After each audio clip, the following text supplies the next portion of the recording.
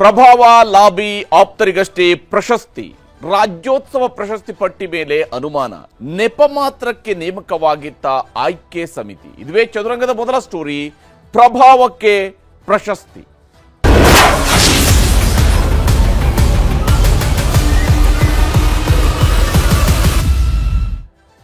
ರಾಜ್ಯೋತ್ಸವ ಪ್ರಶಸ್ತಿ ಇದು ಕನ್ನಡ ನಾಡು ನುಡಿಯಾಗಿ ಕೆಲಸ ಮಾಡಿದಂಥವರು, ಕನ್ನಡದ ರಾಜ್ಯದ ಏಳಿಗೆಯ ದೃಷ್ಟಿಯಲ್ಲಿ ಕೆಲಸ ಮಾಡಿದಂಥವರು ಮತ್ತು ತಮ್ಮದೇ ಆದಂತಹ ಕೊಡುಗೆಯನ್ನು ಈ ಸಮಾಜಕ್ಕೆ ನೀಡಿದಂಥವ್ರನ್ನ ಗುರುತಿಸಿ ಗೌರವಿಸುವಂತಹ ಒಂದು ಪ್ರಶಸ್ತಿ. ಪ್ರಶಸ್ತಿ ಬಂದರಷ್ಟೇ ಅವ್ರಿಗೆ ಗೌರವ ಅಂತ ಹೇಳಿಲ್ಲ, ಪ್ರಶಸ್ತಿ ಮೂಲಕವಾಗಿ ಅವರ ಕೆಲಸವನ್ನು ಗೌರವಿಸುವಂಥದ್ದು ಒಂದು ಸಂಪ್ರದಾಯ. ಆದರೆ ಈ ಗೌರವವನ್ನು ಕೂಡ ಕೆಲವರು ಸಂಪಾದಿಸಿಕೊಳ್ಳುವಂತಹ ಪ್ರಯತ್ನವನ್ನು ಮಾಡ್ತಾರೆ. ಹಾಗೆ ಸಂಪಾದಿಸೋದಕ್ಕೆ ಬೇಕಾಗಿ ನಾನಾ ರೀತಿಯಂಥ ಪ್ರಭಾವವನ್ನು ಬಳಸ್ತಾ ಇರ್ತಾರೆ. ಅಂತಹ ಪ್ರಭಾವ ಈ ಬಾರಿಯ ರಾಜ್ಯೋತ್ಸವ ಪ್ರಶಸ್ತಿ ಆಯ್ಕೆ ಸಂದರ್ಭದಲ್ಲಿ ನಡೆದಿದೆ ಅನ್ನುವಂಥ ಗಂಭೀರ ಆರೋಪ ಬರ್ತಾ ಇದೆ. ವಿಶೇಷವಾಗಿ ಪ್ರಶಸ್ತಿ ಆಯ್ಕೆ ಸಮಿತಿಯೊಂದನ್ನು ಸರ್ಕಾರ ಮಾಡಿತ್ತು.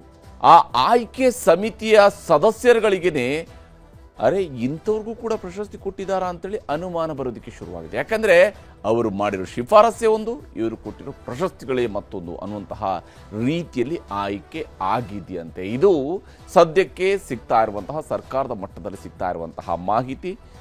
ಈ ಪ್ರಶಸ್ತಿ ಆಯ್ಕೆ ಸಮಿತಿಯ ಸದಸ್ಯರುಗಳಲ್ಲಿ ಕೆಲವರು ತಮ್ಮ ಅಭಿಪ್ರಾಯಗಳನ್ನು ಹೇಳ್ಕೊಳ್ಳುವಂತಹ ರೀತಿ, ಅದರಲ್ಲೂ ಕೆಲವರು ಪ್ರಭಾವಿಗಳು ಹೇಗೆ ಹೇಳ್ತಿದ್ದಾರೆ, ಆ ಸಮಿತಿಯಲ್ಲಿ ಇದ್ದಂತಹ ಕೆಲ ಪ್ರಮುಖರುಗಳು ಹೇಳ್ತಾ ಇದ್ದಂತಹ ಮಾತುಗಳನ್ನು ಗಮನಿಸಬೇಕಾಗಿರುವಂಥದ್ದು.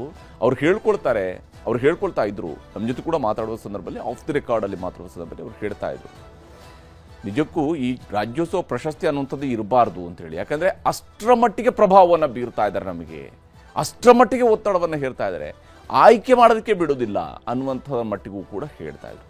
ಒಂದು ಕಡೆಯಲ್ಲಿ ಮೊದಲ ಹಂತದ ಪ್ರಭಾವ, ಆದರೆ ಅದೆಲ್ಲ ದಾಟಿ ಶಿಫಾರಸುಗಳು ಹೋದರೆ ಆ ಶಿಫಾರಸುಗಳಲ್ಲಿ ಅವುಗಳನ್ನು ಅರ್ಧಕ್ಕೆ ಅಲ್ಲ ಮುಕ್ಕಾಲು ಭಾಗವನ್ನು ಬದಿಗೆ ಸರಿಸಿ ಆಯ್ಕೆ ಮಾಡುವಂತಹ ರೀತಿ. ಇದು ಯಾವ ಕಾರಣಕ್ಕಾಗಿ ಹಾಗಾದರೆ ಇಂತಹ ರಾಜ್ಯೋತ್ಸವ ಪ್ರಶಸ್ತಿ ಇರುವಂಥದ್ದು?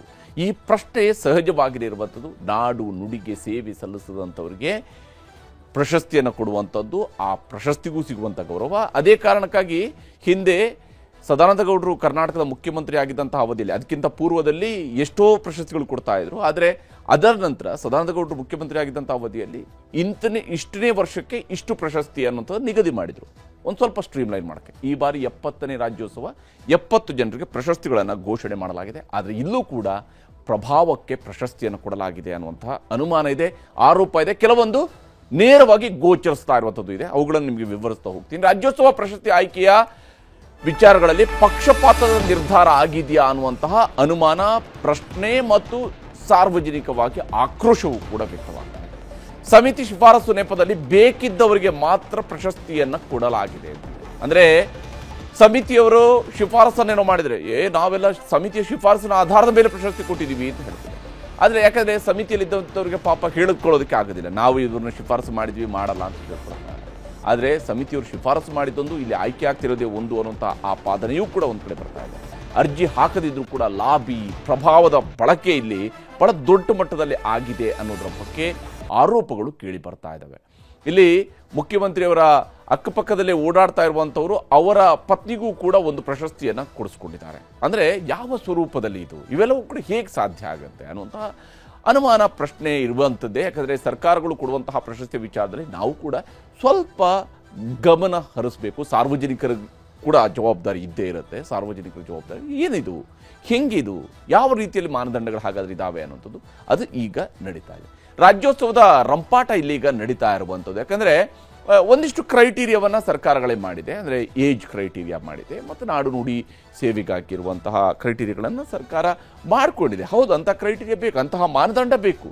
ಆ ಮಾನದಂಡವನ್ನು ಸರಿಯಾಗಿ ಬಳಕೆ ಆಗಬೇಕು.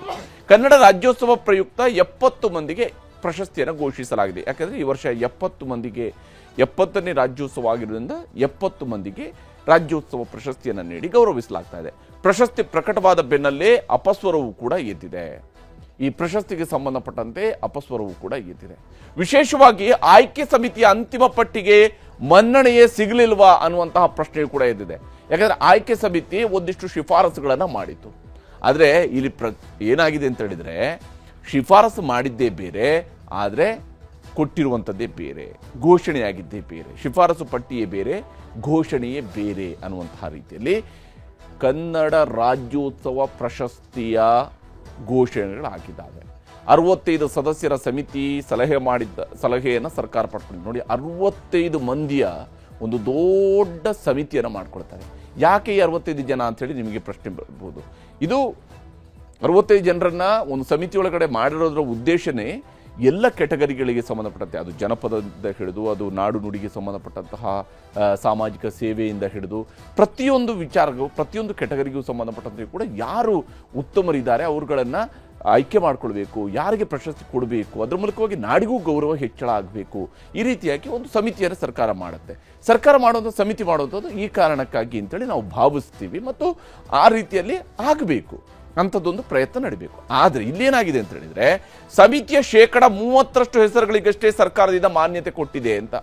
ಇದು ಸದ್ಯಕ್ಕೆ ಸಮಿತಿಯವರ ಕಡೆಯಿಂದಲೇ ಬರ್ತಾ ಇರುವಂಥ ಆರೋಪ. ಅವರು ನೇರವಾಗಿ ಬಹಿರಂಗವಾಗಿ ಮಾತನಾಡದೇ ಇದ್ರೂ ಕೂಡ ಇಂಥದ್ದೊಂದು ಆರೋಪವನ್ನು ಮಾಡ್ತಾ ಇದ್ದಾರೆ. ಉಳಿದ ಹೆಸರುಗಳನ್ನು ಸಮಿತಿ ಶಿಫಾರಸು ಮಾಡಿಯೇ ಇರಲಿಲ್ಲ, ಮೇಲಿಂದ ಬಂದ್ಬಿಡುತ್ತಾ ಸಡನ್ ಆಗಿ? ಹೇಗೆ ಈ ರೀತಿಯಾಗಿ ಆಯ್ಕೆ ಪಟ್ಟಿಯಲ್ಲಿ ಶಿಫಾರಸಿನಲ್ಲೇ ಇಲ್ಲದೇ ಇರುವಂತಹವ್ರದ್ದು ಹೆಸರು ಸಡನ್ ಆಗಿ ಹೇಗೆ ಬರುತ್ತೆ? ಓಕೆ, ಸರ್ಕಾರದಲ್ಲಿರುವಂತಹ ಮಂತ್ರಿಗಳಿಗೆ, ಮುಖ್ಯಮಂತ್ರಿಯವರಿಗೆ, ಪ್ರತಿಯೊಬ್ಬರಿಗೂ ಕೂಡ ಅವ್ರಿಗೂ ಕೂಡ ಗೊತ್ತಿರುತ್ತೆ. ಆದರೆ ಸಮಿತಿ ಇರೋದೇನಕ್ಕೆ? ಸಮಿತಿಯ ಶಿಫಾರಸು ಇರೋದೇನಕ್ಕೆ? ಸಮಿತಿಯ ಶಿಫಾರಸು ಬದಿಗಿಟ್ಟು ತನಗೆ ಬೇಕಾದವರನ್ನ ಆಯ್ಕೆ ಮಾಡ್ಕೊಂಡು ಕುಳಿತಿದ್ದಾರೆ ಅನ್ನುವಂಥದ್ದು ಇಲ್ಲಿರುವಂತಹ ಗಂಭೀರ ಆರೋಪ. ಈ ಕನ್ನಡ ರಾಜ್ಯೋತ್ಸವ ಪ್ರಶಸ್ತಿಗೆ ಸಂಬಂಧಪಟ್ಟಂತೆ ತನ್ನಿಷ್ಟದ ಹೆಸರುಗಳನ್ನು ಪಟ್ಟಿಯಲ್ಲಿ ಸೇರಿಸಿ ಅವುಗಳನ್ನು ಬಿಡುಗಡೆ ಮಾಡಲಾಗಿದೆ ಅಂತ. ತಮಗಿಷ್ಟ ಬಂದಂಥವರಿಗೆ ಒಂದಿಷ್ಟು ಮಂದಿಗೆ ಅಲ್ಲ, 70% ಮಂದಿಗೆ, ಅಂದರೆ ಅರ್ಧಕ್ಕಿಂತ ಹೆಚ್ಚು ಭಾಗ ಈ ರೀತಿಯಾಗಿ ಕೊಡ್ತಾ ಹೋಗೋದಿದ್ರೆ ಸರ್ಕಾರ ಸಮಿತಿಯನ್ನು ಮಾಡೋದು ಯಾಕೆ? ಓಕೆ, ಒಂದು 15%, 20% ಸರ್ಕಾರದ ಮಟ್ಟದಲ್ಲಿ ನಿರ್ಧಾರಗಳಾಗ್ತವೆ. ಅಂದರೆ ಲಾಬಿಯ ಮೂಲಕವಾಗಿ ಅಲ್ಲ, ಸರ್ಕಾರದ ಮಟ್ಟದಲ್ಲಿ ಇಲ್ಲ ಇಂಥವ್ರಿಗೆ ಕೊಡಬೇಕು ನೋಡಿ, ಇವ್ರನ್ನ ಗುರುತಿಸಿಲ್ಲ ಅಂತ ಹೇಳುವಂಥದ್ದು ಕಡೆ ಕ್ಷಣದಲ್ಲಿ ಏನಾದ್ರು ಬಂತು ಅಂದರೆ ಅದನ್ನು ಸೇರಿಸಬಹುದು. ಆದರೆ ಅದು ಬಿಟ್ಟು ಸಮಿತಿ ಶಿಫಾರಸಿಗೆ ಮನ್ನಣೆ ಸಿಗದೇ ಇದ್ದಿದ್ದಕ್ಕೆ ಸದಸ್ಯರು ಕೂಡ ಬೇಸರಗೊಂಡಿದ್ದಾರೆ. ನಾವು ಯಾಕೆ ಬೇಕಾಗಿ ಸಮಿತಿಯಲ್ಲಿ ಕೆಲಸ ಮಾಡಿದ್ವಿ ಅನ್ನುವಂತಹ ಪ್ರಶ್ನೆ ಈ ಪ್ರಶಸ್ತಿ ಆಯ್ಕೆ ಸಮಿತಿಯ ಸದಸ್ಯರಿಗೂ ಕೂಡ ಕಾಡೋದಕ್ಕೆ ಶುರುವಾಗಿದೆ. ಒಂದು ಕಡೆಯಲ್ಲಿ ಸಮಿತಿಗೆ ಬಂದಿರುವಂತಹ ಶಿಫಾರಸುಗಳ ಮೂಲಕವಾಗಿ ಒತ್ತಡ, ಮತ್ತೊಂದು ಕಡೆಯಲ್ಲಿ ಈ ಸಮಿತಿಯ ಶಿಫಾರಸುಗಳನ್ನೇ ಪಕ್ಕಕ್ಕಿಟ್ಟು ನಂತರ ನಡೆಸುವಂತಹ ಆಯ್ಕೆ. ಯಾವ ರೀತಿಯಾದಂತಹ ಆಯ್ಕೆ ಪ್ರಕ್ರಿಯೆಗಳಿವು ಅನ್ನುವಂತಹ ಪ್ರಶ್ನೆ ಸಹಜವಾಗಿ ನಿರುವಂಥದ್ದು. ಸಂಘಟನೆ, ಸಂಘ ಸಂಸ್ಥೆಗಳಿಗೆ ಪ್ರಶಸ್ತಿ ನೀಡುವ ಸಂಪ್ರದಾಯಕ್ಕೆ ಬ್ರೇಕ್ ಬಿತ್ತ ಅಂತೇಳಿ. ಯಾಕಂದರೆ ಕೆಲವೊಂದು ಸಂಸ್ಥೆಗಳು ಕನ್ನಡದ ಸೇವೆಯನ್ನು ಮಾಡ್ತಾ ಇರ್ತವೆ, ನಾಡಿನ ಸೇವೆಯನ್ನು ಮಾಡ್ತಾ ಇರ್ತವೆ, ಸಾಮಾಜಿಕ ಸೇವೆಯನ್ನು ಮಾಡ್ತಾ ಇರ್ತಾರೆ.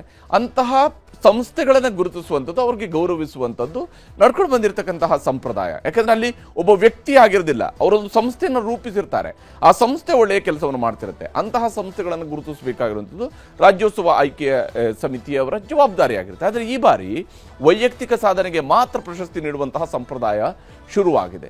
ಇದು ಯಾವಾಗಿಂದ ಶುರುವಾಯಿತು? ಕೇವಲ ವೈಯಕ್ತಿಕವಾದಂತಹ ಸಾಧನೆಗೆ ಮಾತ್ರ ಪ್ರಶಸ್ತಿ ಕೊಡುವಂಥದ್ದು ಯಾವಾಗಿಂದ ಶುರುವಾಯಿತು? ಯಾಕೆ ಸಂಘ ಸಂಸ್ಥೆಗಳಿಗೆ ಇಲ್ಲ? ಪ್ರಶಸ್ತಿ ಆಯ್ಕೆ ಸಮಿತಿಯ ಶಿಫಾರಸಿಗೆ ಬೆಲೆ ಕೊಡಲಿಲ್ವಾ ಸರ್ಕಾರ ಅನ್ನುವಂತಹ ಪ್ರಶ್ನೆಯೂ ಕೂಡ ಇಲ್ಲಿ ಎದ್ದಿರುವಂಥದ್ದು. ಯಾಕಂದರೆ ಆಯ್ಕೆ ಸಮಿತಿಯವರು ಮಾತನಾಡ್ತಾ ಇರುವಂಥದ್ರ ಪ್ರಕಾರವಾಗಿ ಅವ್ರ ಜೊತೆಗೆ ಅವ್ರನ್ನ ಸಂಪರ್ಕಿಸಿ ಅವ್ರನ್ನ ಮಾತನಾಡಿಸುವಂತಹ ಸಂದರ್ಭಗಳಲ್ಲಿ ಮತ್ತು ಅವರೇ ನಮ್ಮನ್ನು ಕೆಲವೊಂದು ಕಡೆಯಲ್ಲಿ ಸಂಪರ್ಕಿಸಿ ಅವರು ಹೇಳ್ತಾ ಇದ್ದಾರೆ, ಹಿಂಗೆ ಆಗಿದೆ ನೋಡ್ರಿ ಅನ್ನುವಂಥ ಪ್ರಶ್ನೆಯನ್ನು ಎತ್ತಿದ್ರೆ, ಆಯ್ಕೆ ಸಮಿತಿ ಶಿಫಾರಸನ್ನು ಕಸದ ಬುಟ್ಟಿಗೆ ಹಾಕ್ತಾ ಸರ್ಕಾರ. ಹಾಗಾದರೆ ಯಾವ ಕಾರಣಕ್ಕಾಗಿ, ಯಾವ ಖುಷಿಗೆ ಬೇಕಾಗಿ ಇವರೊಂದು ಆಯ್ಕೆ ಸಮಿತಿಯನ್ನು ಮಾಡ್ತಾರೆ? ಆಯ್ಕೆ ಸಮಿತಿಯಿಂದ ಮಾಡೋದು ಏನಕ್ಕೆ? ಮತ್ತು ಅದಕ್ಕೆ ಇಡೀ ರಾಜ್ಯದ ಬೇರೆ ಬೇರೆ ಎಲ್ಲ ಜಿಲ್ಲೆಗಳಿಂದಲೂ ಕೂಡ ರೆಪ್ರೆಸೆಂಟೇಟಿವ್ಸ್ ಇರ್ತಾರೆ. ಆ ಆಯ್ಕೆ ಸಮಿತಿ ಒಳಗಡೆ 2-3 ಜನ ಎಲ್ಲ ಕೆಲವು ಜಿಲ್ಲೆಗಳಿಂದ ಇದ್ದರು. ಹಾಗಾದರೆ ಅವ್ರನ್ನೆಲ್ಲ ಯಾವ ಕಾರಣಕ್ಕೆ, ಯಾವ ಉದ್ದೇಶಕ್ಕೆ ಬೇಕಾಗಿ ಆಯ್ಕೆ ಸಮಿತಿಗೆ ಅಂತೇಳಿ ಸೇರಿಸ್ಕೊಂಡ್ರು ಇವರು? ನೆಪ ಮಾತ್ರಕ್ಕೆ ಸಮಿತಿ ಮಾಡಿ ಸರ್ಕಾರ ಮಟ್ಟದಲ್ಲೇ ನಿರ್ಧಾರ ಆಗೋದಾದರೆ ಇಂಥದ್ದು ಯಾಕೆ ಬೇಕು? ಇಂಥ ಸಮಿತಿಗಳು ಯಾಕೆ ಬೇಕು ಸರ್ಕಾರದ ಮಟ್ಟದಲ್ಲಿ? ಈ ಪ್ರಶ್ನೆ ಇಲ್ಲಿ ಹೇಳುವಂಥದ್ದು. ಮತ್ತು ಸಮಿತಿ ಶಿಫಾರಸುಗಳನ್ನು ಬದಿಗಿಟ್ಟು CM ಸಭೆ ಮಾಡಿದ ಬಳಿಕ ಪ್ರಶಸ್ತಿ ಪುರಸ್ಕೃತರ ಪಟ್ಟಿ ಬದಲಾಗಿದೆ ಅನ್ನುವಂತಹ ಆರೋಪ ಕೇಳಿ ಬರ್ತಾ ಇದೆ. ರಾಜ್ಯೋತ್ಸವ ಪ್ರಶಸ್ತಿ ವಿಚಾರದಲ್ಲಿ ಸಚಿವರು, ಪರಿಷತ್ ಸದಸ್ಯರು, ಪಕ್ಷದ ಮುಖಂಡರ ಶಿಫಾರಸಿಗೆ ಇಲ್ಲಿ ಮನ್ನಣೆ ಸಿಕ್ಕಿದೆ ಅಂತ ಹೇಳಿ. ಅಂದರೆ ಇಲ್ಲಿ ಸಚಿವರುಗಳ ಪ್ರಭಾವ, ಪರಿಷತ್ ಸದಸ್ಯರ ಪ್ರಭಾವ, ಶಾಸಕರ ಪ್ರಭಾವ, ಇವುಗಳಿಗೆ ಬೇಕಾಗಿ ಪ್ರಶಸ್ತಿ ಕೊಡೋದು. ಅದಕ್ಕಾಗಿ ಸರ್ಕಾರ ಬೆಸ್ಟ್ ಏನು ಮಾಡೋದು ಅಂದರೆ ಎಲ್ಲ ಶಾಸಕರಿಗೆ ಹೇಳ್ಬಿಡೋದಪ್ಪ, ನೋಡಿ ನಿಮ್ಮದು ಯಾವುದು, ನಿಮ್ಮ ಕಡೆಯಿಂದ ಯಾರಿಗೆ ಕೊಡಬೇಕು ಅಂತ ಕೇಳೋದು, ಅವ್ರಿಗೆ ಕೊಟ್ಟು ಬಿಡೋದು. ಸುಮ್ಮನೆ ಯಾಕೆ ಈ ಪ್ರಶಸ್ತಿ ಆಯ್ಕೆಗೆ ಒಂದು ಸಮಿತಿ ಆ ರೀತಿಯಂಥ ನಾಟಕ, ಈ ಬೃಹನ್ ನಾಟಕಗಳ ಅವಶ್ಯಕತೆ ಇದೆಯಾ? ಕುಲ್ಲಂ ಆಗೋಗ್ಬಿಡ್ಲಿ, ಯಾರಿಗೆ ಪ್ರಭಾವ ಇದೆಯೋ ಅಂಥವ್ರಿಗೆ ಮಾತ್ರ ನಾವು ಪ್ರಶಸ್ತಿ ಕೊಡ್ತೀವಿ, ಸಾಮಾನ್ಯರಿಗೆ ಇಲ್ಲ ಪ್ರಶಸ್ತಿ, ಪ್ರಭಾವಿಗಳಿಗೆ ಮಾತ್ರ ಪ್ರಶಸ್ತಿ ಅನ್ನುವಂಥದ್ದನ್ನು ಕುಲ್ಲಂ ಘೋಷಣೆ ಮಾಡಿಬಿಡೋದು ಬೆಸ್ಟು. ಇಲ್ಲದೆ ಹೋದರೆ ಪಾರದರ್ಶಕವಾಗಿದೆ ಅಂತೇಳಿ ಆದರೆ ಆಯ್ಕೆ ಸಮಿತಿಯ ಮೂಲಕವಾಗಿ ಮಾಡಬೇಕಾಗುತ್ತೆ. ಇಲ್ಲಿ ನೋಡಿ, ಕಾಂಗ್ರೆಸ್ MLC ನಾಗರಾಜ್ ಯಾದವ್ ಪತ್ನಿಗೆ ರಾಜ್ಯೋತ್ಸವ ಪ್ರಶಸ್ತಿ. ನಾಗರಾಜ್ ಯಾದವ್ಗೆ ಕೊಟ್ಟಿರ್ತಿದ್ರೆ ಬೇರೆ ಪ್ರಶ್ನೆ, ಯಾಕಂದರೆ ಅವರು ಕನ್ನಡದ ಹೋರಾಟಗಳನ್ನು ಮಾಡಿದಂಥವ್ರು. ಆದರೆ ನಾಗರಾಜ್ ಯಾದವ್ ಅವರ ಪತ್ನಿಗೆ ಇಲ್ಲಿ ರಾಜ್ಯೋತ್ಸವ ಪ್ರಶಸ್ತಿಯನ್ನು ಕೊಟ್ಟಿದ್ದಾರೆ. ಶಿಕ್ಷಣ ಕ್ಷೇತ್ರದ ಸೇವೆಯನ್ನು ಪರಿಗಣಿಸಿ ರಾಜಶ್ರೀ ಯಾದವ್ಗೆ ಪ್ರಶಸ್ತಿ ಘೋಷಣೆಯಾಗಿದೆ. ಇದಕ್ಕೆ ಸಂಬಂಧಪಟ್ಟಂತೆ ಈಗ ಬೆಳಗಾವಿಯ ಕನ್ನಡ ಪರ ಹೋರಾಟಗಾರರು ಪ್ರಶ್ನೆಯನ್ನು ಎತ್ತುತ್ತಾ ಇದ್ದಾರೆ. ಯಾಕಂದ್ರೆ ಅವರು ಪ್ರತಿನಿತ್ಯ ನೋಡ್ತಾ ಇರ್ತಾರೆ ಬೆಳಗಾವಿಯಲ್ಲಿ. ಇಲ್ಲಿ ರಾಜಶ್ರೀ ಯಾದವ್ ಅವರಿಗೆ ಕೊಟ್ಟಿರುವಂತಹ ಪ್ರಶಸ್ತಿ ಶಿಕ್ಷಣದ ಸೇವೆಯ ವಿಚಾರವನ್ನು ಪರಿಗಣಿಸಿ. ಆದರೆ ರಾಜಶ್ರೀ ಯಾದವ್ ಅವರಿಗೆ ಪ್ರಶಸ್ತಿ ತಡೆ ಹಿಡಿಬೇಕು ಅಂತೇಳಿ CMಗೆ ಅಶೋಕ್ ಚಂದ್ರಗಿ ಅವರು ಪತ್ರವನ್ನು ಬರೆದಿದ್ದಾರೆ. ಅಶೋಕ್ ಚಂದ್ರಗಿ ಅವರು ಪತ್ರವನ್ನು ಬರೆದು CM ಸಿದ್ದರಾಮಯ್ಯ ಮತ್ತು ಗಡಿ ಉಸ್ತುವಾರಿ ಸಚಿವ HK ಪಾಟೀಲ್ರಿಗೆ ಪತ್ರವನ್ನು ಬರೆದಿದ್ದಾರೆ. ಅದರಲ್ಲಿ ಅವರು ಕೇಳಿದ್ದಾರೆ, ಯಾಕೆ ನೀವು ಕೊಟ್ಟಿದ್ದೀರಿ? ರಾಜಶ್ರೀ ಯಾದವ್ ಸಂಸ್ಥೆ ವಿರುದ್ಧ ಕನ್ನಡ ಹೋರಾಟಗಾರ ಅಶೋಕ್ ಚಂದ್ರಗಿ ಅವರು ಆರೋಪಗಳನ್ನು ಮಾಡಿದ್ದಾರೆ. ಬಹಳ ಮುಖ್ಯವಾಗಿ ಅವರು ಹೇಳ್ತಿರೋದು, ಬೆಳಗಾವಿ ಮರಾಠ ಮಂಡಳ ಶಿಕ್ಷಣ ಸಂಸ್ಥೆ ಅಧ್ಯಕ್ಷೆಯಾಗಿದ್ದಾರೆ ರಾಜಶ್ರೀ ಯಾದವ್. ಮರಾಠ ಮಂಡಳ ಶಿಕ್ಷಣ ಸಂಸ್ಥೆ, ಬೆಳಗಾವಿಯಲ್ಲಿರುವಂತಹ ಮರಾಠ ಮಂಡಳ ಶಿಕ್ಷಣ ಸಂಸ್ಥೆ. ಕನ್ನಡ ಭಾಷೆಗೆ ಎಂದೂ ಕೂಡ ಅವರು ಸ್ಪಂದನೆಯನ್ನು ನೀಡಿಲ್ಲ ಅವರ ಸಂಸ್ಥೆಯಲ್ಲಿ. ಅಷ್ಟೇ ಅಲ್ಲ, ಕನ್ನಡ ನಾಡು ನುಡಿ ಗಡಿ ಸಂಬಂಧ ನಕಾರಾತ್ಮಕ ನಿಲುವನ್ನು ಅವರು ತಾಳಿದ್ದಾರೆ ಅನ್ನುವಂತಹ ಅಂಶವನ್ನು ಅವರು ಮಾಡ್ತಾ ಇರುವಂತಹ ಆರೋಪ. ಇದು ಅಶೋಕ್ ಚಂದ್ರಗಿ ಅವರು ಮಾಡ್ತಿರುವಂತಹ ಆರೋಪ. ಸಂಸ್ಥೆಯ ನಾಮಫಲಕಗಳಲ್ಲೂ ಕೂಡ ಕನ್ನಡದ ಒಂದೂ ಪದ ಇಲ್ಲ ಅನ್ನುವಂತಹ ಆರೋಪವನ್ನು ಮಾಡಿದ್ದಾರೆ. ಇದು ಅಶೋಕ್ ಚಂದ್ರಗಿ ಅವರು ಮಾಡಿರುವಂತಹ ಆರೋಪ. ವಯಸ್ಸಿನ ನಿಯಮವನ್ನು ಉಲ್ಲಂಘಿಸಿ ಪ್ರಶಸ್ತಿ ಕೊಟ್ಟಿದ್ದಾರೆ ಅನ್ನುವಂಥ ಆರೋಪವನ್ನು ಮಾಡಿದ್ದಾರೆ. ವಯಸ್ಸಿನ ನಿಯಮವನ್ನು ಕೂಡ, ಅಂದರೆ ಏಜ್ ಲಿಮಿಟನ್ನು ಈ ಪ್ರಶಸ್ತಿ ಆಯ್ಕೆಗೆ ನಿಗದಿಪಡಿಸಲಾಗಿದೆ. ಆದರೆ ಆ ನಿಗದಿಪಡಿಸಿರ್ತಕ್ಕಂಥ ಏಜ್ ಲಿಮಿಟ್ನ ವಿಚಾರವನ್ನು ಕೂಡ ಪಕ್ಕಕ್ಕೆ ಸರಿಸಿ ಇವರು ಅವಕಾಶ ಮಾಡಿಕೊಟ್ಟಿದ್ದಾರೆ. MLC ಪತ್ನಿ ಅನ್ನೋ ಕಾರಣಕ್ಕೆ ಪ್ರಶಸ್ತಿ ನೀಡಿದ್ದು ಸರಿಯಲ್ಲ ಅಂತೇಳಿ ಆಕ್ಷೇಪವನ್ನು ವ್ಯಕ್ತಪಡಿಸಿದ್ದಾರೆ. ಯಾಕಂದರೆ ರಾಜ್ಯದಲ್ಲಿ ಶಿಕ್ಷಣದ ಸೇವೆಯನ್ನು ಅನೇಕರು ಮಾಡ್ತಾ ಇದ್ದಾರೆ, ಶಿಕ್ಷಣ ಸೇವೆಯನ್ನು ಕೊಡ್ತಾ ಇದ್ದಾರೆ. ಶಿಕ್ಷಣ ಸಂಸ್ಥೆಗಳನ್ನು ಕಟ್ಟಿಸಿದವರೆಲ್ಲರೂ ಕೂಡ ಕನ್ನಡದ ಸೇವೆಯನ್ನು ಮಾಡ್ತಾರೆ ಅಂತೇಳಿ ಅಲ್ಲ, ಶಿಕ್ಷಣ ಸಂಸ್ಥೆ ಕಟ್ಟಿದವರೆಲ್ಲರೂ ಕೂಡ ಶಿಕ್ಷಣದ ಸೇವೆಯನ್ನು ಮಾಡ್ತಾರೋ ಅಂತಲೂ ಅಲ್ಲ. ಶಿಕ್ಷಣ ಸೇವೆ ಅನ್ನುವಂಥದ್ದು, ಶಿಕ್ಷಣ ಕ್ಷೇತ್ರಕ್ಕೆ ಕೊಡುಗೆ ಅನ್ನುವಂಥದ್ದು ಆ ಸಂಸ್ಥೆಯನ್ನು ಕಟ್ಟಿದ ನಂತರ ಶಿಕ್ಷಣದ ವಿಚಾರದಲ್ಲಿ ಅವರು ಕೊಡ್ತಾ ಇರುವಂಥ ಸೇವೆ ಬಹಳ ಮುಖ್ಯ ಆಗುತ್ತೆ. ಅಶೋಕ್ ಚಂದ್ರಗಿ ಅವರು ಮಾಡಿರ್ತಕ್ಕಂಥ ಆರೋಪ ಏನು ಅನ್ನೋದನ್ನು ನಿಮ್ಗೆ ತೋರಿಸ್ತೀನಿ. ಈ ಸಲದ ಕರ್ನಾಟಕ ರಾಜ್ಯೋತ್ಸವ ಪ್ರಶಸ್ತಿ ವಿಜೇತರಲ್ಲಿ ಬೆಳಗಾವಿಯ ಮರಾಠ ಮಂಡಳದ ಅಧ್ಯಕ್ಷೆ ಹಾಗೂ MLC ನಾಗರಾಜ್ ಅವರ ಪತ್ನಿ ಶ್ರೀಮತಿ ರಾಜೇಶ್ವರಿ ಅವರು ಸಿಕ್ಕಿದ್ದು ಅತ್ಯಂತ ಖಂಡನೆ ಆಗೈತಿ. ಈ ಸಂಬಂಧ ಗಡಿ ಭಾಗದಲ್ಲಿ ವ್ಯಾಪಕವಾದ ಅಸಮಾಧಾನ, ಆಕ್ರೋಶ ಉಂಟಾಗಿದೆ. ಮರಾಠ ಮಂಡಳ ಶಿಕ್ಷಣ ಸಂಸ್ಥೆ ಯಾವಾಗಲೂ ಕನ್ನಡಿಗರ ಪರವಾಗಿಲ್ಲ, ಗಡಿ ನಾಡು ವಿಷಯದಲ್ಲಿ ಅವರು ಭಾಗವಹಿಸುವುದಿಲ್ಲ, ರಾಜ್ಯೋತ್ಸವ ಅಂತೂ ಇಲ್ಲವೇ ಇಲ್ಲ. ಅವರು ಕೇವಲ ವಿಧಾನ ಪರಿಷತ್ ಸದಸ್ಯ MLC ಅವ್ರ ಪತಿ ಅದಾರಂತ ಒಂದೇ ಒಂದು ಕಾರಣಕ್ಕೆ ಅವ್ರು ಕೊಟ್ಟದ್ದು ಬಹಳ ಖಂಡನೆ ಐತಿ. ಇದು ಸರ್ಕಾರಕ್ಕೆ ಹಾಗೂ ಮುಖ್ಯಮಂತ್ರಿಗಳಿಗೆ ಕಳಂಕ ತರುವಂಥ ವಿಷಯ ಅಂತ ಹೇಳಿ ಸುದೀರ್ಘವಾದ ಪತ್ರವನ್ನು ಇವತ್ತು ನಾವು ಮುಖ್ಯಮಂತ್ರಿಗಳಿಗೆ ಹಾಗೂ ಗಡಿ ಉಸ್ತುವಾರಿ ಸಚಿವರಾದ HK ಪಾಟೀಲ್ ಇವತ್ತು ಸುದೀರ್ಘವಾದ ಒಂದು ಪತ್ರ ಬರೆದಿವಿ. ವಯಸ್ಸಿನ ಇತಿಮಿತಿ ಐತಿ.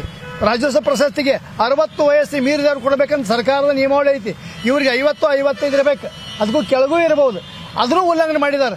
ಆದ್ದರಿಂದ ಇವತ್ತು ನಾವು ಮುಖ್ಯಮಂತ್ರಿ ಸಿದ್ದರಾಮಯ್ಯನವರಿಗೆ, ಗಡಿ ಉಸ್ತುವಾರಿ ಮಂತ್ರಿ HK ಪಾಟೀಲ್ ಒಂದು ಸುದೀರ್ಘವಾದ ಪತ್ರ ಬರೆದು ಆ ಪ್ರಶಸ್ತಿಯನ್ನು ತತ್ಕ್ಷಣ ತಡೆ ಹಿಡಿಬೇಕು ಮತ್ತು ಬೆಳಗಾವಿ ಯಾವುದೇ ಗಣ್ಯಮಾನ್ಯರಿಗೆ, ಕನ್ನಡ ಪರವಾಗಿ ಇರುವವರಿಗೆ, ಸಾಹಿತಿಗಳಿಗೆ ಕೊಡಬೇಕು ಅಂತೇಳಿ ಈ ಸಂದರ್ಭದಲ್ಲಿ ಒತ್ತಾಯ ಮಾಡಿ ಇವತ್ತು ನಾನು ಸುದೀರ್ಘವಾದ ಪತ್ರ ಬರೆದೇವೆ. ಇದು ಪ್ರಶಸ್ತಿ ವಿಚಾರದಲ್ಲಿ ವ್ಯಕ್ತವಾಗ್ತಾ ಇರುವಂತಹ ಅಭಿಪ್ರಾಯಗಳು. ಮತ್ತೊಂದು ಕಡೆ ಇದೇ ಕಾರಣಕ್ಕಾಗಿದೆ ಸಚಿವರು ಕೂಡ ಕೆಲವೊಂದನ್ನು ಸ್ಪಷ್ಟಪಡಿಸಬೇಕು. ಯಾಕಂದರೆ ಕನ್ನಡ ಮತ್ತು ಸಂಸ್ಕೃತಿ ಖಾತೆಯ ಸಚಿವರುಗಳ ಜವಾಬ್ದಾರಿ ಇದು.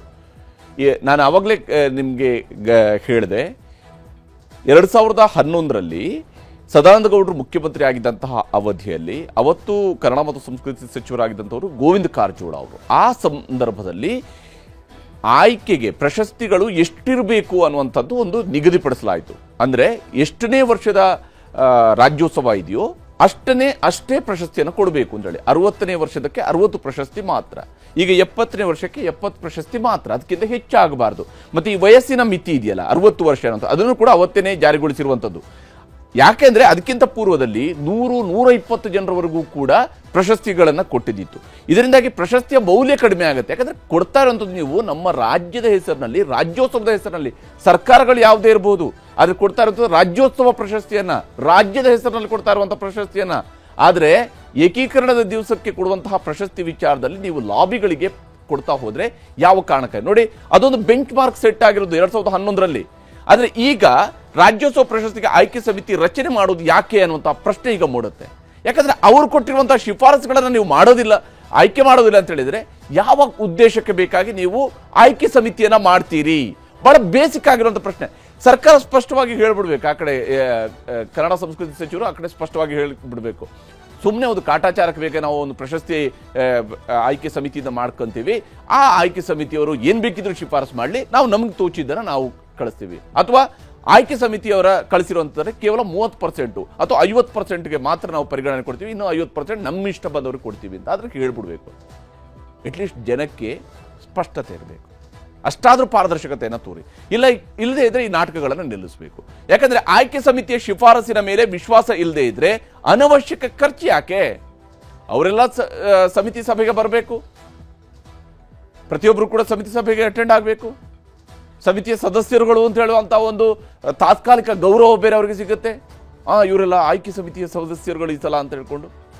ಆದ್ರೆ ಅವರ ಗೌರವವೂ ಇಲ್ಲ, ಅವ್ರಿಗೆ ಮಾಡುವಂತ ಖರ್ಚಿಗೂ ಇದಿಲ್ಲ, ಲೆಕ್ಕ ಇಲ್ಲ. ಮತ್ತಿನ್ಯಾವ ಕಾರಣಕ್ಕಾಗಿ ಹಾಗಾದ್ರೆ ಕೇವಲ ಸಿಎಂ ಮತ್ತು ಸಚಿವರೇ ಸೇರಿ ರಾಜ್ಯೋತ್ಸವ ಪ್ರಶಸ್ತಿಗೆ ಆಯ್ಕೆ ಮಾಡಬಹುದಲ್ವೇ? ಅಷ್ಟೇ ಮಾಡಿ ಮುಗಿಸಿದ್ರೆ ಸಾಕಲ್ಲ. ಹೇಗಿದ್ರು 70 ಜನರದ್ದು ಆಯ್ಕೆ ಮಾಡ್ತೀರಿ ನೀವು, 40-50 ಜನರದ್ದು ನೀವೇ, 60 ಜನರವರೆಗೆ ನೀವೇ ಆಯ್ಕೆ ಮಾಡ್ಕೊಳ್ತೀರಿ. ಇನ್ನೊಂದು 10 ಜನರದನ್ನ ಶಿಫಾರಸಿನ ಏನು ಸಮಿತಿ ಶಿಫಾರಸುಗಳನ್ನ ಮಾಡ್ಕೊಳ್ಳೋದಿದ್ರೆ ಯಾವ ರೀತಿಯಾದಂತಹ ಸಮಿತಿಗಳಿದು? 65 ಜನರ ಸಮಿತಿಯನ್ನು ರಚಿಸಿ ಶಿಫಾರಸುಗಳನ್ನು ಕೈ ಬಿಡೋದ್ರ ಉದ್ದೇಶ ಏನು? ಇಂಥ ಕಾರಣಗಳಿಗಾಗಿ ಇವರು ಶಿಫಾರಸು ಮಾಡಿರೋದು ಸರಿ ಇಲ್ಲ, ಈ ಆಯ್ಕೆ ಸಮಿತಿಯವರು ಸರಿಯಾಗಿ ಶಿಫಾರಸು ಮಾಡಿಲ್ಲ ಅಂತ ಹೇಳಿದ್ರೆ ಸ್ಪಷ್ಟನೆ ಕೊಡಲಿ. ಈ ಆಯ್ಕೆ ಸಮಿತಿಯವರಿಗೆ ಶಿಫಾರಸು ಮಾಡೋದಕ್ಕೆ ಬರೋದಿಲ್ಲ, ಹಾಗಾಗಿ ಇವುಗಳನ್ನ ನಾವು ಕೈ ಬಿಟ್ಟಿದ್ದೀವಿ ಅಂತ ಅದಾದ್ರೂ ಮಾಡ್ಬೋದಲ್ವಾ ಸರ್ಕಾರ? ಇಲ್ಲಿ ತಜ್ಞರ ಸಮಿತಿಗೊಂದು ಮಾನದಂಡ, ಸಚಿವರ ಸಭೆಗೊಂದು ಮಾನದಂಡ ಏನಾದರೂ ಇದೆಯಾ? ಯಾವ ಮಾನದಂಡದ ಆಧಾರದ ಮೇಲೆ ಕೊಡ್ತಾ ಇದ್ದೀರಿ? ಇಲ್ಲಿ ಕೆಲವು ಪ್ರಶಸ್ತಿಗಳಿದ್ದಾವೆ. ಕ್ರೀಡಾ ಪ್ರಶಸ್ತಿಯ ಹೆಸರಿನಲ್ಲಿ ಯೋಗ ಕೆಟಗರಿಯಲ್ಲಿ ಒಬ್ಬರಿಗೆ ಪ್ರಶಸ್ತಿಯನ್ನು ಕೊಟ್ಟಿದ್ದಾರೆ. ಅವುಗಳನ್ನ ನೋಡಿದ್ರೆ ಆ ಹೆಸರುಗಳನ್ನು ಇಲ್ಲಿ ತೆಗೆದುಕೊಳ್ಳೋದಿಲ್ಲ, ಆದರೆ ಯಾವ ಕಾರಣಕ್ಕಾಗಿ ಕೊಟ್ಟಿದ್ದಾರೆ ಅನ್ನುವಂತಹ ಪ್ರಶ್ನೆ ನಿಜಕ್ಕೂ ಕೂಡ ಯಾರು ಶಿಫಾರಸು ಮಾಡಿದ್ರು, ಯಾವ ಕಾರಣಕ್ಕೆ ಕೊಟ್ಟರು, ಈ ರೀತಿಯಾದಂತಹ ಪ್ರಶ್ನೆಗಳಿದ್ದಾವೆ. ಲಾಬಿ ಮಾಡಿದವರಿಗೆ ರಾಜ್ಯೋತ್ಸವ ಪ್ರಶಸ್ತಿ ಕೊಡುವಂಥದ್ದು ರಾಜ್ಯಕ್ಕೆ ಕೊಡುವಂತಹ ಗೌರವನ ನಾವು ನಮ್ಮ ರಾಜ್ಯದ ಕನ್ನಡಿಗರ ಏಕೀಕರಣದ ಸಂಕೇತವಾಗಿ ನವೆಂಬರ್ 1ರಂದು ಆಚರಿಸ್ತಾ ಇರುವಂಥದ್ದು ರಾಜ್ಯೋತ್ಸವವನ್ನು.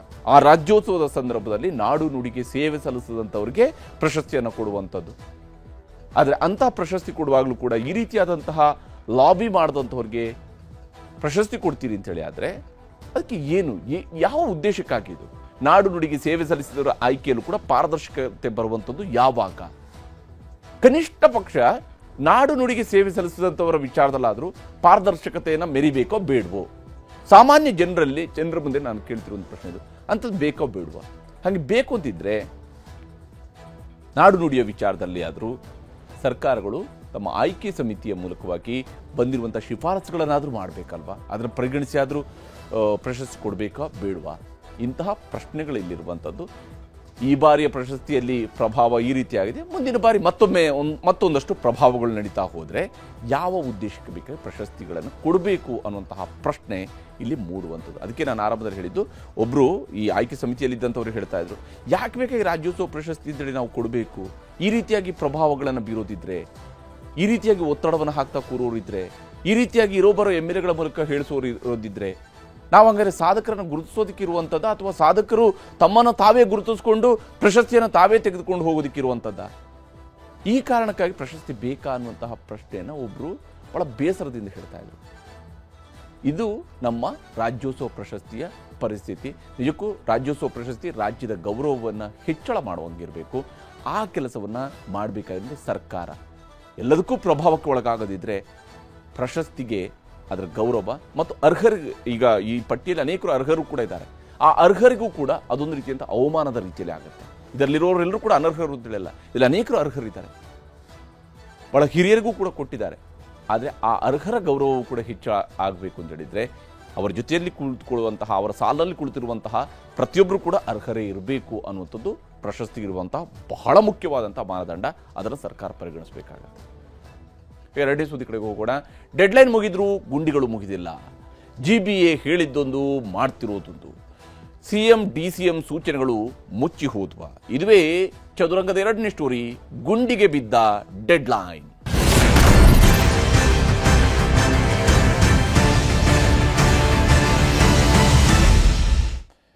ಕನ್ನಡ ರಾಜ್ಯೋತ್ಸವ ಆಚರಿಸುವ ವೇಳೆಗೆ ಬೆಂಗಳೂರಿನಲ್ಲಿ ಗುಂಡಿ ಮುಕ್ತ ಆಗಿರುತ್ತೆ, ರಸ್ತೆಯಲ್ಲಿ ಗುಂಡಿಗಳೇ ಇರೋದಿಲ್ಲ ಅಂತ ಹೇಳಿಕೊಂಡು ಭಾವಿಸಲಾಗಿತ್ತು. ಆದರೆ ಬೆಂಗಳೂರಿನ ರಸ್ತೆ ಗುಂಡಿಗಳನ್ನು ಮುಚ್ಚಿಕೊಳ್ಳೋದಕ್ಕೆ ನಮ್ಮ GBAನವರಿಗೆ ಸಾಧ್ಯ ಆಗಲಿಲ್ಲ. ಇದು ನಮ್ಮಲ್ಲಿ ಅಧಿಕಾರದ ವಿಕೇಂದ್ರೀಕರಣದ ಹೆಸರಿನಲ್ಲಿ ಬೇರೆ ಬೇರೆ ಪಾಲಿಕೆಗಳನ್ನು ಮಾಡಿ 5 ಪಾಲಿಕೆ ಮಾಡಿ ಅದಕ್ಕೆ 5 ಜನ ಕಮಿಷನರ್ಗಳನ್ನು ಹಾಕಿದ ನಂತರವೂ ಬೆಂಗಳೂರಿನ ಗುಂಡಿಗಳನ್ನು ಮುಚ್ಚೋದಕ್ಕೆ ಸಾಧ್ಯ ಆಗ್ತಿಲ್ಲ ಅಂತ ಹೇಳಿದರೆ, ಆ ಬೆಂಗಳೂರಿನ ರಸ್ತೆ ಗುಂಡಿಗಳಿಗೆ ಅದ್ಯಾವ ಸ್ವರೂಪದ ಪ್ರಭಾವ ಇದೆಯೋ ಗೊತ್ತಿಲ್ಲ. ಬೆಂಗಳೂರಿನ ರಸ್ತೆ ಗುಂಡಿಯನ್ನು ಮುಚ್ಚೋದಕ್ಕೆ ಇವತ್ತೇ ಡೆಡ್ಲೈನ್ ಆಗಿತ್ತು. ಆದರೆ ಈ ಡೆಡ್ಲೈನೇ ಈಗ ಹೋಗಿ ಗುಂಡಿಗೆ ಬಿದ್ದಿದೆ. CM DCM ಎಚ್ಚರಿಕೆ ಕೊಟ್ಟರೂ ಕೂಡ ಗುಂಡಿಗಳನ್ನು ಮುಚ್ಚಿಲ್ಲ. ಏನು ಯುದ್ಧೋಪಾದಿಯಲ್ಲಿ ಮಾಡಬೇಕು, ಇಮಿಡಿಯೇಟ್ ಆಗಿ ಮಾಡಬೇಕು, ಬಹಳ ತ್ವರಿತವಾಗಿ ಮಾಡಬೇಕು, ಭರವಸೆಗಳನ್ನು ಕೊಟ್ಟಿದೆಯೇನು. ಆದರೆ ಮಳೆ ನಿಂತಿದೆ, ಇನ್ನಾದರೂ ಗುಂಡಿ ಸಮಸ್ಯೆಗೆ ಸಿಗುತ್ತಾ ಮುಕ್ತಿ ಅನ್ನುವಂಥ ಪ್ರಶ್ನೆ ಇದೆ. ಯಾಕಂದರೆ ನಡುವೆ ಒಂದೆರಡು ದಿವಸ ಮಳೆ ಬಂದಿತ್ತು. ಈ ಕಾರಣಕ್ಕಾಗಿ ನಮಗೆ ಅವತ್ತು ಮುಚ್ಚಕ್ಕೆ ಆಗಿಲ್ಲ ಅಂತ ಇವರು ಹೇಳ್ಕೊಳ್ಬೋದು. ಕನಿಷ್ಠ ಇವತ್ತಿನಿಂದ ಮಳೆ ನಿಂತಿದೆ, ಇನ್ನಾದರೂ ಗುಂಡಿ ಮುಚ್ತಾರಾ, ಬೆಂಗಳೂರು ಗುಂಡಿ ಮುಕ್ತವಾಗುತ್ತಾ ಅನ್ನುವಂತಹ ಪ್ರಶ್ನೆಗಳಿದ್ದಾವೆ. ಗುಂಡಿಗೆ ಬಿದ್ದಿದೆ ಡೆಡ್ಲೈನ್. ಜಾಗತಿಕ ಮಟ್ಟದಲ್ಲಿ ಮರ್ಯಾದೆ ಕಳೆದಿದ್ವು ರಸ್ತೆ ಗುಂಡಿಗಳು. ಚಂದ್ರಲೋಕದಲ್ಲಿರತಕ್ಕಂತಹ ಕುಳಿಗಳ ರೀತಿಯಲ್ಲಿ ಬೆಂಗಳೂರಿನ ರಸ್ತೆ ಗುಂಡಿಗಳು ಕಾಣ್ತಾ ಇದ್ವು. ಸಿಟಿ ರೌಂಡ್ಸ್ ಮಾಡಿದ ಬಳಿಕ ಮುಖ್ಯಮಂತ್ರಿಯವರೇ ಒಂದು ಡೆಡ್ಲೈನ್ ಅನ್ನು ಫಿಕ್ಸ್ ಮಾಡಿದ್ರು. ಅಕ್ಟೋಬರ್ 31 ಆಗಬೇಕು, ನವೆಂಬರ್ 1 ಎಲ್ಲ ಗುಂಡಿಗಳು ಮುಚ್ಚಬೇಕು. ಅಧಿಕಾರಿಗಳಿಗೆ ಟಾಸ್ಕ್ ಕೊಟ್ಟು ಗುಂಡಿ ಮುಚ್ಚಿಸುವಂತೆ ಮುಖ್ಯಮಂತ್ರಿಯವರು ಕೂಡ ಸೂಚನೆಯನ್ನು ಕೊಟ್ಟಿದ್ರು. ಆದರೆ ಅಕ್ಟೋಬರ್ 31 ಡೆಡ್ಲೈನ್ ಮುಗಿದ್ರೂ ಗುಂಡಿಗಳ ಮುಚ್ಚೋ ಕೆಲಸ ಇನ್ನೂ ಕೂಡ ಮುಗಿದಿಲ್ಲ. ಬೆಂಗಳೂರಿನ ಹಲವಾರು ರಸ್ತೆಗಳಲ್ಲಿ ಗುಂಡಿಗಳು ಹಾಗೆಯೇ ಬಾಯಿ ತೆರೆದು ನಿಂತಿದ್ದಾವೆ. ಹಲವೆಡೆ ಡಾಂಬರ್ ಹಾಕಿ ತೇಪೆ ಕಾರ್ಯವನ್ನು ಮಾಡಿದ್ದಾರೆ. ಕೆಲವು ಕಡೆಗಳಲ್ಲಿ ತೇಪೆ ಹಚ್ಚಿದ್ದಾರೆ. ಮಳೆ ಬಂದ ಕಾರಣಕ್ಕಾಗಿ ಕೆಲವೆಡೆ ಇವರು ಹಾಕಿರ್ತಕ್ಕಂತಹ ಡಾಂಬರ್ ಏನಿದೆ, ತೇಪೆ ಏನಿದೆ, ಆ ತೇಪೆಗಳು ಕೂಡ ಕಿತ್ತು ಬಂದಿದ್ದಾವೆ. ಅದು ಒಂದು ರೀತಿಯಂತ ಡಬಲ್ ಬೆನಿಫಿಟ್ ರಸ್ತೆ ಮಾಡಿಸೋರಿಗೆ. ಬೆಂಗಳೂರಿನಲ್ಲಿ 45% 50% ಗುಂಡಿಗಳು ಇನ್ನೂ ಕೂಡ ಹಾಗೇನೆ ಉಳಿದಿದ್ದಾವೆ. ಅರ್ಧಕ್ಕರ್ಧ ಗುಂಡಿಗಳು ಇನ್ನೂ ಹಾಗೇನೆ ಉಳ್ಕೊಂಡಿದ್ದಾವೆ. ಅಧಿಕಾರಿಗಳ ಅಮಾನತು ಮಾಡಬೇಕು ಅನ್ನುವಂಥದ್ದು ಜನರ ಆಗ್ರಹ. ಕೆಲಸ ಮಾಡದೇ ಇರತಕ್ಕಂಥ ಅಧಿಕಾರಿಗಳನ್ನ ಅಮಾನತು ಮಾಡಬೇಕು ಅಂತೇಳಿ ಜನರು ಆಗ್ರಹಿಸ್ತಾ ಇದ್ದಾರೆ. ಈ ವಿಚಾರದಲ್ಲಿ ಏನು ಹೇಳ್ತಿದ್ದಾರೆ ಅನ್ನೋದನ್ನ ನಿಮ್ಗೆ ತೋರಿಸ್ತೀನಿ. ಬೆಂಗಳೂರಲ್ಲಿ ನಾವು ಓಡಾಡಿದ ಬರ್ತಾ ಇದೀವಿ, ನಮ್ಮ ಜ್ಞಾನ ಭಾರತಿ ಕಡೆಗೆಲ್ಲ ಮುಸ್ತಾ ಇದ್ದಾರೆ, ಗುಂಡಿಗಳೆಲ್ಲ ಮುಸ್ತಾ ಇದ್ದಾರೆ. ಬೇರೆ ಕಡೆಗೆಲ್ಲ ನಡೀತಾ ಇದೆ, ಕಾರ್ಯ ನಡೀತಾ ಇದೆ. ಆದ್ರೆ ಇಲ್ಲಿ ಏನೋ ಬೇಜವಾಬ್ದಾರಿತನ. ನಾವು ದಿನ ಓಡಾಡ್ತೀವಿ, ಆದ್ರೆ ಇಲ್ಲಿ ಗುಂಡಿಗಳು ಮಾತ್ರ ಇನ್ನೂವರೆಗಾದ್ರೂ ಒಂದು ಗುಂಡಿ ಮುಚ್ಚ ಕಾರ್ಯನೂ ಯಾವ ಅಧಿಕಾರಿ ತಗೊಂಡಿಲ್ಲ. ಈ ಏರಿಯಾದಲ್ಲಿ ಯಾವ ಅಧಿಕಾರಿ ಮೇಲುಸ್ತುವಾರಿ ವಹಿಸಿದರೆ ಆ ಅಧಿಕಾರಿನ ಹೊಣೆಗಾರಿಕೆ ಮಾಡಿ ಆ ಅಧಿಕಾರಿನ ಅಮಾನತು ಮಾಡಬೇಕು. ದಯಮಾಡಿ CM ಈ ಕೂಡಲೇ ಇದನ್ನ ಇದು ಮಾಡಿ ಈ ಕೂಡಲೇ ಡೆಡ್ಲೈನ್ ಇದು ಕೊಟ್ಟಿದಾರಲ್ಲ, ಅವ್ರ ಮಾತಿಗೆ ಏನು ಆಗಲ್ಲ. ಇದನ್ನ ಬೆಂಗಳೂರಲ್ಲಿ ಗುಂಡಿ ಮುಕ್ತ ಬೆಂಗಳೂರು ಮಾಡಬೇಕು ಅಂತ ನಮ್ಮ ಬೇಡಿಕೆ. ಡೆಡ್ ಲೈನ್ ಕೊಡೋದು CM ಮಾಮೂಲಿ ಆಗ್ಬಿಟ್ಟಿದೆ. 4ನೇ ಸಲ ಆಗಿದೆ. ಈಗ ಅಧಿಕಾರಿ ಎಚ್ಚರ ತಗೊಂಡ್ ಮಾಡಿದ್ರೆ ಬೇಗ ಮುಗಿಸ್ಬೋದು. ಯಾಕೆಂದ್ರೆ ಮಳೆಕಾಲ ನಿಂತ್ಕೊಂಡ್ಬಿಟ್ಟಿದೆ. ಹಗಲು ರಾತ್ರಿ ಕೆಲಸ ಮಾಡ್ಬೇಕು. ಅಧಿಕಾರಿ ಮೇಲೆ ಇದೆ, ಅವ್ರು ಮಾತ್ರ ಬೇಗ ಮುಗಿಬಹುದು ಸರ್. ಯಾಕೆಂದ್ರೆ ಸಾಕಷ್ಟು ಕಷ್ಟ ಇದೆ, ಬೀದಿನಲ್ಲಿ ಕಷ್ಟ ಆಗ್ತಾ ಇದೆ. ಸುತ್ತಮುತ್ತ ಇದೆ, ಅರ್ಧ ಬೆಂಗಳೂರು ಮೇಲೆ ಗುಂಡಿ ಸಮಸ್ಯೆ ಇದೆ. ನೋಡಿ, CM ಮಾತಿಗೆ ಸ್ವಲ್ಪ ಬಗೆಹರಿಸಿ ಮಾಡಿದ್ರೆ ಬಹಳ ಅಗತ್ಯ ಆಗತ್ತೆ ಜನಗೆ. ಯಾಕೆ ಮಳೆಕಾಲ ಇಲ್ಲ, ಈಗ ಮಾತ್ರ ಸ್ವಲ್ಪ ಬೇಗ ಮಾಡಿದ್ರೆ ಒಳ್ಳೇದಂತ. ಯಾಕಂದ್ರೆ CM ಮಾತಿಗೆ ಸ್ವಲ್ಪ ಬೆಲೆ ಕೊಡ್ಬೇಕು ಸರ್. ಇಲ್ಲಿ ಇಷ್ಟೊಂದು ಮೀನಾಮೇಷ ಎಣಿಸ್ತಾ ಇರೋದು ಯಾವ ಕಾರಣಕ್ಕಾಗಿ, ಯಾವ ಉದ್ದೇಶಕ್ಕಾಗಿ ಅಂತೇಳಿ. ಮಳೆ ಕಾರಣಕ್ಕೆ ಗುಂಡಿ ಮುಚ್ಚೋದಕ್ಕೆ ಆಗಿಲ್ಲ ಅಂತೇಳಿ GBA ಅಧಿಕಾರಿಗಳು ಹೇಳ್ತಾ ಇದ್ದಾರೆ. ಮಳೆ ಇತ್ತು, ಹಾಗಾಗಿ ಮುಚ್ಚೋಕ್ಕಾಗಿಲ್ಲ. ರಸ್ತೆ ಗುಂಡಿಗಳ ಅಂಕಿ ಅಂಶ ನೀಡೋದಕ್ಕೆ GBA ಮೀನಾಮೇಷ ಎಣಿಸ್ತಾ ಇದೆ. ಅವ್ರ ಪ್ರಕಾರ ಗುಂಡಿಗಳ ಸಂಖ್ಯೆ ಜಾಸ್ತಿ ಆಗ್ತಾ ಇದೆ. ಅಫ್ಕೋರ್ಸ್ ಗುಂಡಿಗಳು ಜಾಸ್ತಿ ಬೀಳ್ತಾನೂ ಇದ್ದಾವೆ. ಆದರೆ ಗುಂಡಿ ಮುಚ್ಚುವಂಥ ಕೆಲಸಗಳು ಎಷ್ಟು ಮಟ್ಟಿಗೆ ಆಗಿದೆ ಅಂತ ಕೇಳಿದ್ರೆ ಅವರು ಹೇಳ್ತಾರೆ, ಇದುವರೆಗೆ 15,000 ಗುಂಡಿಗಳನ್ನು ಮುಚ್ಚಿದ್ದೇವೆ ಅಂತೇಳಿ GBA ಚೀಫ್ ಕಮಿಷನರ್ ಹೇಳ್ಕೊಳ್ತಾ ಇದ್ದಾರೆ. GBAದ ಮುಖ್ಯ ಕಮಿಷನರ್ ಹೇಳ್ತಾರೆ 15,000 ಗುಂಡಿಗಳನ್ನು ಮುಚ್ಚಿದ್ದೀವಿ ಅಂತೇಳಿ. 2-3 ದಿನಗಳಲ್ಲಿ ಜಂಕ್ಷನ್ಗಳಲ್ಲಿ ಗುಂಡಿ ಮುಚ್ಚುತ್ತೀವಿ ಅಂತ ಹೇಳ್ಕೊಂಡು GBA ಈಗ ಹೇಳ್ತಾ ಇದೆ. ಇದು ಕೂಡ ಜಂಕ್ಷನ್ಗಳಲ್ಲಿ ಗುಂಡಿಗಳು ಹಾಗೆ ಉಳ್ಕೊಂಡಿದ್ದಾವೆ. 3,000-4,000 ಗುಂಡಿಗಳಷ್ಟೇ ಬಾಕಿ ಉಳಿದಿದ್ದಾವೆ ಎನ್ನುವಂತಹ ಸಬೂಬು ಕೂಡ ಈಗ ಸಿಗ್ತಾ ಇದ್ದಾವೆ. ಅವರ ಪ್ರಕಾರ 3,000-4,000 ಗುಂಡಿಗಳು ಬಾಕಿ ಉಳಿದಿವೆ. ಅಂದರೆ ಎಷ್ಟು ದೊಡ್ಡ ಪ್ರಮಾಣದಲ್ಲಿ ಇದ್ದಾವೆ ಅಂತೇಳಿ ನೋಡಿ.